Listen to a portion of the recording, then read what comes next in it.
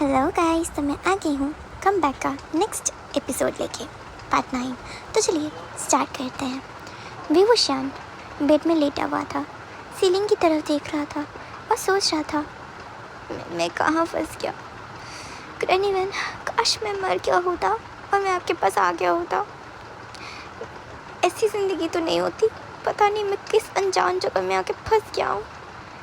विभूषण वैसे ही उसी हालत में उसको रखा गया। विभूषण उस बिस्तर में लेटा हुआ था और वो जो यंग मेड विभूषण को बार बार आके वही उसी को जो लास्ट टाइम आई थी उसी को लान वांगजी ने स्पेशली बोला था कि विभूषण को असिस्ट करते रहो और उसका देखभाल तुम करते रहो। विभूषण उस मेड से बात करने की कोशिश करता, पर वो मेड इतनी भोली थी, उसको इतना कुछ पता ही नहीं था विभूषण क्या बात करता उससे कि वो यहाँ से भाग कैसे पाए। एक दिन वो कोशिश कर रहा था अपने आप को छुड़ाने का, पर उसका हाथ खुल ही नहीं रहा था। वो मेड उस रूम से बाहर थी और वो स्ट्रगल कर रहा था कि तभी बेडरूम का डोर खुलता है। लान वांगजी एंटर होता है और कहता है, क्या स्ट्रगल कर रहे हो? विभूषण उसकी तरफ देखता है और गुस्से में कहता है, तुमने मुझे यहाँ क्यों रखा है? कौन हो तुम? क्या चाहते हो मुझसे? मैंने तुम्हारा क्या बिगाड़ा है? क्या मैंने तुम्हें कभी मारा है, कूटा है या फिर नाले में गिराया है? क्या किया है मैंने तुम्हारे साथ? देखो, अगर मैंने कुछ किया है तुम्हारे साथ तो मुझे नहीं याद है, क्योंकि मैं इतने लोगों को मार चुका हूँ, मुझे गिनती में नहीं रहती है। देखो, मैं कि अच्छा पर्सन नहीं हूँ, ठीक है? मैं मारपीट करता हूँ, मुझे तो बहुत लोग खून खराबा के बारे में भी ऐसे रूमर्स मुझे लेके फैले हुए हैं। फिर बहुत लोग मुझे बेवरा, शराबी ऐसे भी बोलते हैं। तुम मुझे यहाँ क्यों लाए हो अपने घर? ये तुम्हारा ही घर है ना?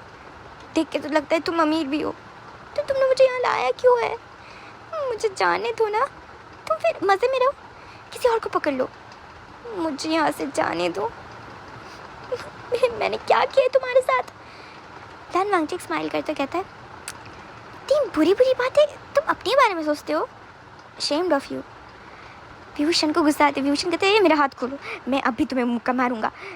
लान वांगजी बोलता है, ओह, तो मैं तुम्हारा हाथ खोलूँ कि तुम मुझे मुक्का मार सको? वाओ, तुमने मुझे गधा समझा है। विभूषण कहता है, तो मैंने क्या तुम्हारे साथ कोई दुश्मनी पाली है? मैंने क्या किया तुम्हारे साथ जो तुम मेरे साथ ऐसा कर रहे हो? लान वांगजी कहता है, कुछ नहीं किया, यही तो प्रॉब्लम है, पर मैं चाहता तो तुम कुछ करो मेरे लिए। विभूषण कहता है, क्या? इसका क्या मतलब था? लान वांगजी कहता है, मैं चाहता हूँ कि तुम मेरे लिए कुछ काम करो, उसकी वजह से ही मैं तुम्हें यहाँ रख रहा हूँ।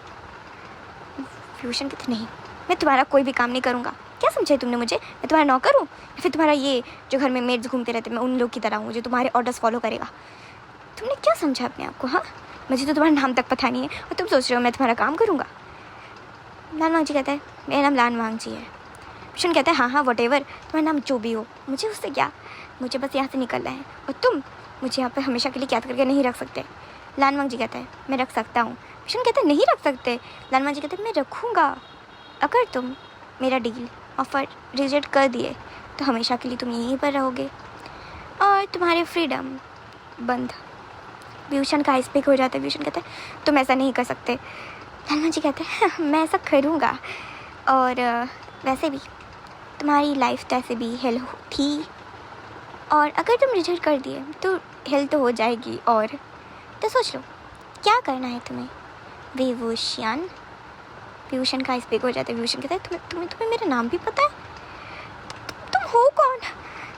लान वांगजी कहता है, बोला ना, मैं लान वांगजी हूँ। विभूषण कहता है, हाँ, वो तो मैंने सुना है, पर क्या चाहते हो मुझसे? मैंने क्या किया तुम्हारा बिगाड़ा? तुम मुझसे ही क्यों मतलब रख रहे हो? मैं क्या कर सकता हूँ? मुझे जाने दो, मैं कोई भी तुम्हारा काम नहीं करूँगा, समझ के? मैं तुम्हारा कोई नौकर नहीं हूँ। वांगजी कहता है, तुम पूरा सटिया गया हो इस रूम में रहते रहते, ठीक है, थोड़ा रेस्ट कर लो, बाद में बात करूँगा। और लान वांगजी उस रूम को छोड़ के अपने रूम में चला जाता है, विभूषण को इग्नोर करते हुए। जो विभूषण बैकग्राउंड में चिल्ला रहा था, यू बास्टर्ड, इधर आओ, वापस आओ, मुझे खोलो, कहाँ जा रहे हो? यू कमीना, यू हरामी, इधर वापस आओ, क्या कर रहे हो? जाओ, मत जाओ, रुको। पर वो लान वांगजी उसका बात सुनता ही तो नहीं है। विभूषण को इग्नोर करके चला जाता है अपने रूम में। विभूषण वो हेल्पलेस फील कर रहा था अपने ऊपर, और फिर वो बिस्तर में वैसे ही लेट जाता है। और ऐसे ही उसको पता नहीं कैसे उसको नींद आ जाता है। दूसरे दिन जब वो उठता है तब वैसे ही एवरीडे रूटीन की तरह वो यंग मेड आती है, उसको उसका बॉडी पोंछती है एक टॉवल से, क्योंकि विभूषण तो नहा नहीं सकता क्योंकि उसका हाथ बंधा हुआ है। वैसे ही दिन बीत रहे थे और विभूषण वैसे ही वहीं पे पड़ा हुआ था। कभी कभी उस बिस्तर में वो उठ के बैठता, उसका तो भी हाथ बैठा हुआ रहता और वो मेड आके उसको खिला के जाती जैसे कि वो बच्चा है। विभूषण को इतना शेम आ रही थी, वो एक यंग ग्रोन मैन है पर उसको एक यंग मेड आके खिला के जा रही है। उसको इतना शर्म आ रही थी, इतना शर्म आ रही थी। उसने आज तक किसी लड़की के साथ वैसे बात ही नहीं किया, पर एक लड़की उसको खिला रही थी। So embarrassing. विभूषण बस सोच रहा था, उसका दाढ़ी मुँह जा गया था कि विभूषण काटता नहीं था ना। और फिर विभूषण वैसे ही लेटा हुआ था, सीलिंग की तरफ देख रहा था और फिर उसको फिर से नींद आ गया। जब वो सो रहा था तो उसको अचानक से एक ड्रीम आया कि ग्रैनी वैन उसके पास में बैठी हुई है। एक अजीब सा ड्रीम था। वही रूम, उसका हाथ बंधा हुआ है, वो लेटा हुआ है पर उसके पैरों के सामने ग्रैनी वैन बैठ के उसको देख रही है। उसको डर नहीं लगा, पर वो ग्रैनी वैन को सवाल पूछा, तू यहाँ आई है मुझे लेने के लिए ना? एक ग्रैनी वैन, मुझे यहाँ से ले चलना, मुझे यहाँ नहीं ले आना। ग्रैनी वैन उसकी तरफ देखती है और कहती है, पर मेरा आयन, तुम्हें समझना पड़ेगा, तुम्हारे लिए यही सबसे अच्छा जगह है। वो जगह तुम्हारे लिए नहीं है बेटा। मेरा एक बात मान लो मेरे लिए। विभूषण उसकी तरफ देख के कहता है, क्यों? तुम मुझे यहाँ रहने के लिए क्यों कह रही है ग्रैनी वैन? ये पता नहीं ये कौन है, मुझे उठा के लाया है। पता नहीं मेरे साथ कुछ भी हो सकता है ग्रैनी वैन। इससे पहले वो कुछ करे तो मुझे यहाँ से ले चलो, मुझे फ़र्क नहीं पड़ता तू कौन है, तू भूत है या मर चुकी है, पर तू मुझे यहाँ से ले चलना granny van. Granny van smile करते हुए कहती है, नहीं आयन, मुझे पता है बेटा, तुझे दर्द हो रहा है, दुख पहुँच रहा है, पर मुझे पता है तू मेरे पास रहना चाहता है। मैं खुश नहीं हूँ अभी, तुझे पता है क्यों? क्योंकि तू खुश नहीं है। मैं चाहती हूँ तू खुश रहे, तो वो जो बोल रहा है तू कर। अगर तू वो चीज़ तू करेगा तो तू मुझे खुश करेगा। शायद ये मेरा आखिरी ख्वाहिश समझ ले, जो मैं तुझसे कभी मांग नहीं पाई। ग्रैनी वैन की तरफ देखते उसके आइस में टीयर्स था। वो कहता है, ग्रैनी वैन, तू ऐसा, तेरी आखिरी ख्वाहिश, तू ये वाली आखिरी ख्वाहिश क्यों मांग रही है? और कोई आखिरी ख्वाहिश नहीं है क्या? तुझे मुझसे सवाल नहीं करना है कि मैं क्यों नहीं आया, कहाँ था, मुझे कुछ नहीं करना है, कुछ नहीं पूछना। ग्रैनी वैन उसकी तरफ देखती है, उसके आइस से भी टीयर्स निकल रहा था। ग्रैनी वैन कहती, नहीं मुझे नहीं पूछना है, मुझे पता है कि मेरा आयन ऐसा कभी नहीं करेगा मेरे साथ। मुझे पता है कि बच्चा तो कोई मुसीबत में पड़ गया था, तो साथ कुछ हुआ था ना, मुझे सब पता है। पर आयन, तेरी ग्रैनी वैन की एक ख्वाहिश पूरी कर। वो लड़का जो आया था ना कुछ दिन पहले तेरे कमरे में, ये कमरा, ये तेरा ही है बच्चा। बस मेरी एक बात मान, उसकी बात सुन। ये मेरी आखिरी ख्वाहिश है, मैं तुझे ज़्यादा नहीं बोल सकती। मैं चाहती हूँ तू खुश रहे, और मुझे पता है तू खुश रहेगा फ्यूचर में। विभूषण को कुछ समझ नहीं आई थी। विभूषण कहता है, ग्रैनी वैन ऐसा क्यों बोल रही है? मेरा खुशी कहीं नहीं है तेरे अलावा, तू ही तो मेरा खुशी है। ग्रैनी वैन अपना शरीर नहीं में हिलाती और कहती है, नहीं, तेरा खुशी कोई और पढ़ने वाला है बहुत जल्दी, और तू उसको छोड़ के कभी मेरे पास नहीं आएगा। ग्रैनी वैन अपना आइस पोंछ रही थी और उसकी तरफ देख रही थी और कहती थी, बस मेरी आखिरी ख्वाहिश पूरी कर दे बेटा, मुझे तुझसे और कुछ नहीं चाहिए। तू हमेशा याद रखना, तेरी ग्रैनी वैन तेरे अंदर है, तुझसे बहुत प्यार करती है, और मेरी ख्वाहिश अगर तू पूरी करेगा तो ग्रैनी वैन हमेशा खुश रहेगी, वो ऊपर भी। और ग्रैनी वैन वो बोलती है और विभूषण का फोरहेड पे किस करती है, और विभूषण का सपना टूट जाता है। वो मेड आके विभूषण को हिला रही थी, कह रही थी, आपका खाना, आपका ब्रेकफास्ट, आपने ब्रेकफास्ट नहीं किया सर। और वो विभूषण की तरफ देख रही थी, वो यंग मेड। विभूषण अपना आइस खोलता है और बंद करता है। विभूषण के आइस में भी टीयर्स था। वो लड़की कह रही है, आप रो रहे हैं सर? विभूषण कहता है, नहीं मैं रो नहीं रहा हूँ। अच्छा एक बात पूछूं? विभूषण उस लड़की की तरफ देख के कहता है। वो लड़की अपना सर हिलाती है और कहती है, हाँ पूछिए। अगर मुझे पता होगा तो मैं बताऊंगी ज़रूर। व्यूशन कहता है वो तुम्हारा यंग मास्टर कब आता है? वो अभी के घर में है? वो यंग मेड कहती है नहीं सर, वो तो बाद में आएंगे शाम को, आप उनसे तब मिल लीजिएगा। आपको मिलना है क्या? व्यूशन कहता है हाँ, मुझे उससे मिलना है, कुछ किसी का ख्वाहिश पूरी करना है, इसलिए किसी रीज़न की वजह से मुझे उससे मिलना है। वो मेड समझती नहीं है, वो कहती अच्छा ठीक है, मैं बता दूँगी सर, आपको सर को मिलना है, मैं बता दूँगी, आप खा लीजिए। व्यूशन खा लेता है, पहले ब्रश करता है, वो मेड ही उसको ब्रश कराती है और फिर व्यूशन खाने लग जाता है। रात में लान वांगजी अपने रूम में था और वो अपना टॉवल से अपना सर पोंछ रहा था। उसने अभी जस्ट शावर लिया था। उसको वही यंग मेड आके कहती है सर, वो जो मास्टर, वो जो अपने नया वो लड़का वो अपने रखा है ना, उसको मैं उसका देखभाल करती हूँ ना। लान वांगजी उसकी तरफ देख के कहते हैं हाँ, तुम उसका देखभाल करती हो तो क्या हुआ? उसने फिर से कुछ किया क्या? नहीं सर, उसने बोला है कि वो आपसे बात करना चाहता है, तो क्या मैं आपके रूम में उसको लाऊं या आप जाएंगे? लान वांगजी उस लड़की की तरफ देखता हुआ कहता है मैं उसके रूम में जाता हूँ। ऐसा भी तो हो सकता है ये उसकी चाल हो, भागना चाहता है, ये बोल के वो यंग मेड कहती जी सर आप आइए। कुछ देर बाद लान वांगजी अपना नाइट सूट में, जो बहुत ज़्यादा ही डैशिंग हॉट लग रहा था, वो डोर खोल के व्यूशन के उस रूम में आता है जहाँ पर व्यूशन उस बिस्तर में लेटा हुआ था। व्यूशन का आइज़ खुला हुआ था। व्यूशन एक सीलिंग के ऊपर देखे जा रहा था जहाँ पर एक छोटी सी छिपकली घूम रही थी। व्यूशन उसको देखे जाए तो घूरे जा रहा था।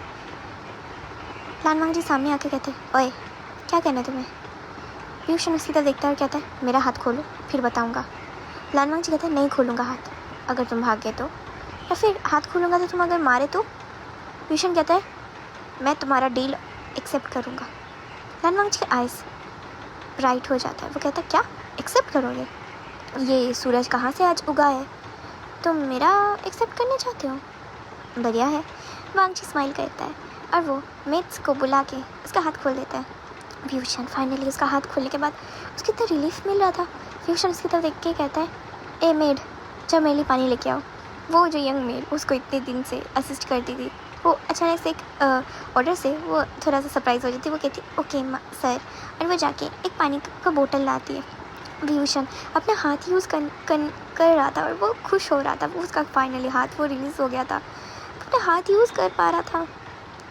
वांगजी की तरफ देखता है कहता है तो मैंने सोचा है मैं तुम्हारा डील एक्सेप्ट करूँगा, पर तुम मुझसे ही क्यों कराना चाहते हो?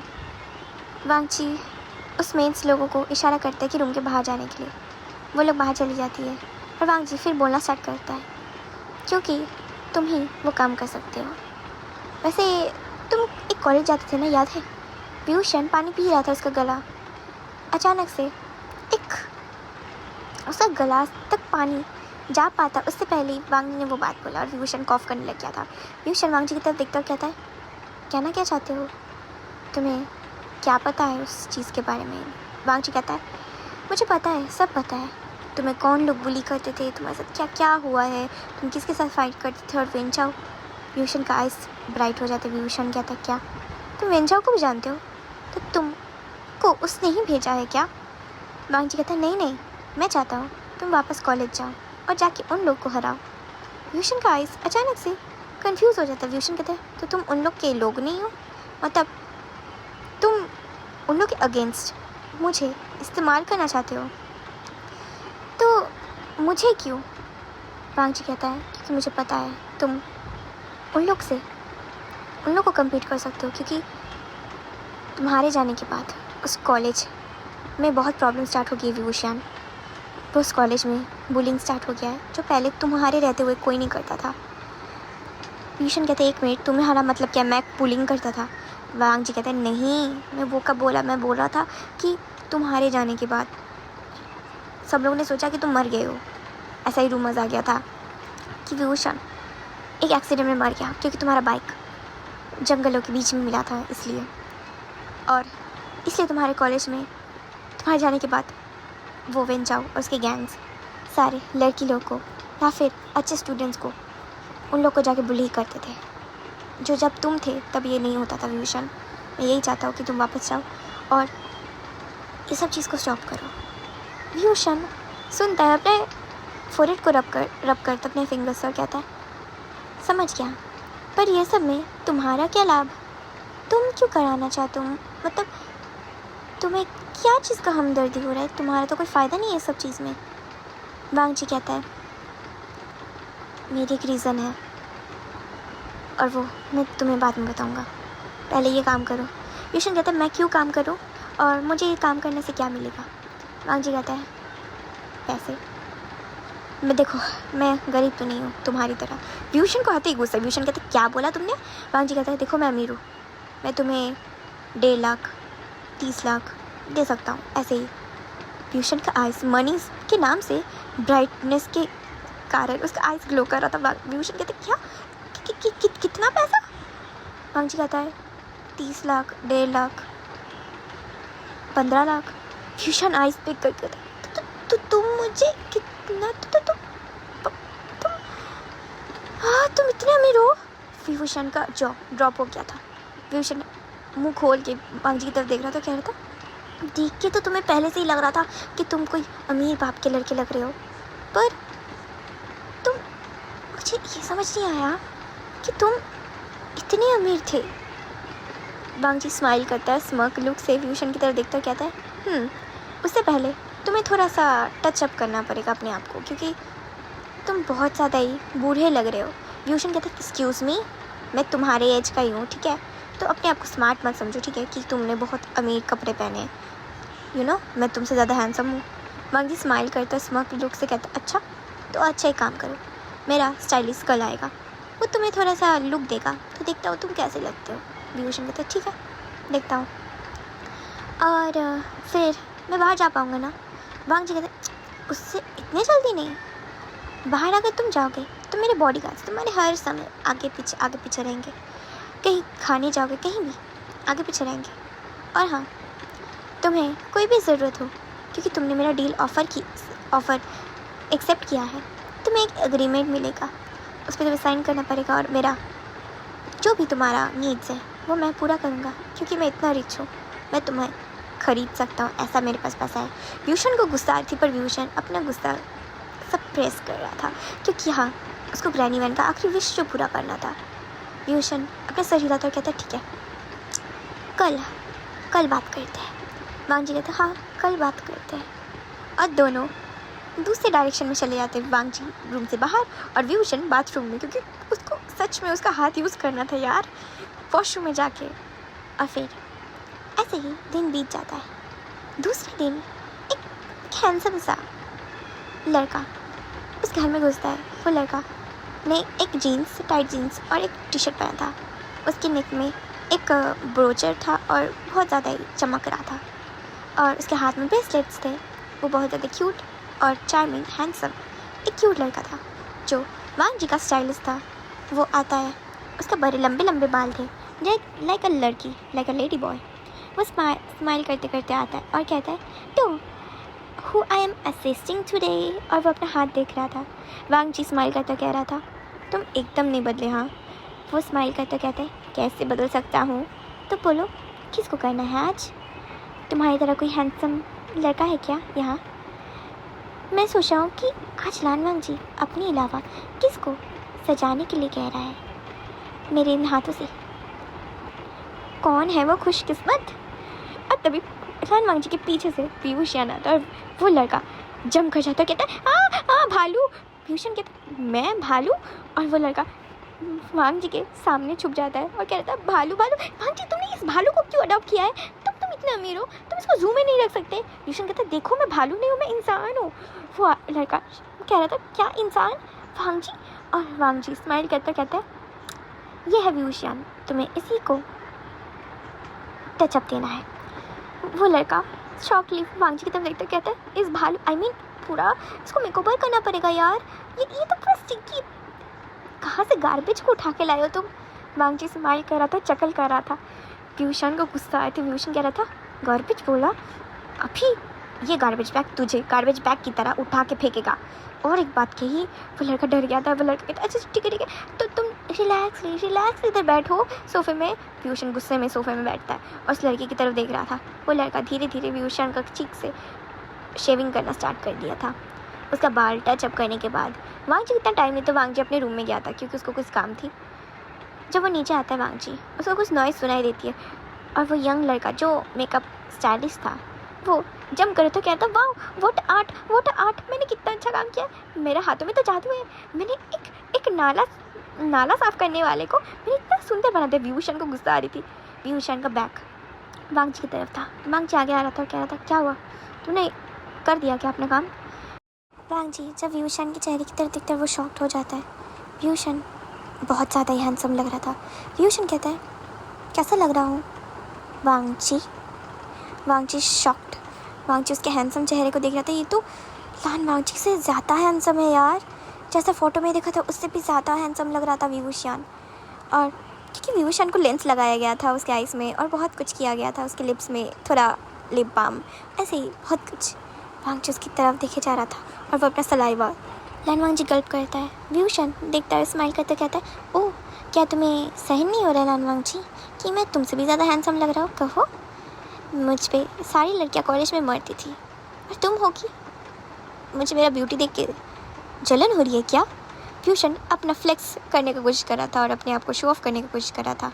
लान वांगजी पास में आता है, उसकी तरफ देखकर कहता है बहुत ही बढ़िया। विभूषण ब्लश कर रहा था। अचानक से पास में ही वांगजी घूम के उस स्टाइलिस्ट की तरफ देख के कहता है बहुत बढ़िया काम किया है तुमने। विभूषण को गुस्सा आई थी। विभूषण अपने मन में कहता है इस स्टाइलिस्ट को क्यों इतना कॉम्प्लीमेंट मिल रहा है, जैसे कि मैं ऐसा दिखता हो ही नहीं। अरे ये तो मैं असली में ऐसा ही दिखता हूँ। विभूषण अपने आप को गुस्से में कर्स कर रहा था कि कहाँ हो के वो फंस गया। तो आपको क्या लगता है क्या होगा आगे? तो तब तक के लिए जानने के लिए stay with me with Wang Santoshi. I love you guys.